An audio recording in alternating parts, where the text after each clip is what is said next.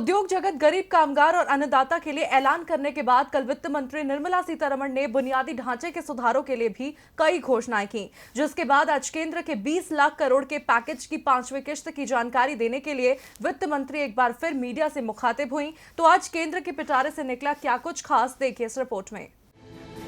प्रधानमंत्री नरेंद्र मोदी के आर्थिक पैकेज के ऐलान के बाद वित्त मंत्री निर्मला सीतारमण 20 लाख करोड़ रुपए के आर्थिक पैकेज से जुड़ी 5वीं और आखिरी चरण की घोषणाएं करने के लिए जनता के सामने आई। वित्त मंत्री ने कहा कि प्रधानमंत्री ने कहा था कि मुश्किल वक्त को अवसर में बदलने की जरूरत है। उसी के मुताबिक ये आर्थिक पैकेज तैयार किया गया है। उन्होंने कहा कि इस पैकेज में लैंड, लेबर, लॉ, लिक्विडिटी पर जोर दिया गया है। वित्त मंत्री ने कहा कि पीएम गरीब कल्याण योजना के तहत टेक्नोलॉजी का इस्तेमाल कर कैश का डायरेक्ट बेनिफिट ट्रांसफर किया गया। वित्त मंत्री ने कहा गरीबों को आर्थिक मदद दी जा रही है। राज्य सरकारों ने भी मजदूरों के लिए इंतजाम किए। उन्होंने कहा कि लोगों को अनाज देकर मदद की गई। दालें भी 3 महीने पहले एडवांस में दे दी गयी। मैं FCI, NAFED और राज्यों के ठोस प्रयासों की सराहना करती हूँ, जिन्होंने लॉजिस्टिक की इतनी बड़ी चुनौती के बाद भी इतनी ज्यादा मात्रा में दालें और अनाज बांटा। निर्मला सीतारमण ने कहा 8.19 करोड़ किसानों के खाते में 2-2 हजार रुपए दिए गए। देश के 20 करोड़ जनधन खातों में डायरेक्ट बेनिफिट ट्रांसफर के जरिए 500 रुपए भेजे गए। उज्ज्वला योजना के तहत 6 करोड़ 81 लाख रसोई गैस धारकों को मुफ्त सिलेंडर दिया गया।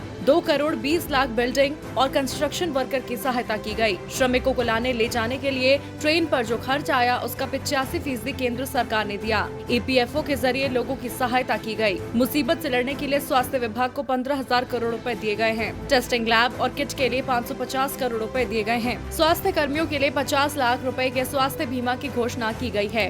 मनरेगा के लिए अतिरिक्त 40,000 करोड़ रुपए का आवंटन किया। PM E-विद्या की घोषणा, हर क्लास के लिए होंगे अलग टीवी चैनल। इसके अलावा वित्त मंत्री ने कहा कि हम मनरेगा, ग्रामीण और शहरी इलाकों में health, ease of doing business, public sector enterprises, राज्य सरकार और संसाधनों के लिए घोषणा कर रहे हैं। अब सरकार की तरफ से ऐलान करने का सिलसिला तो बुधवार की तरह आज भी जारी रहा, लेकिन सवाल है कि ये पैकेज क्या वाकई लोगों को जमीनी स्तर पर राहत पहुंचा पाएगा। वहीं देखना है कि विपक्ष इस पर क्या प्रतिक्रिया देता है। DB लाइव की रिपोर्ट।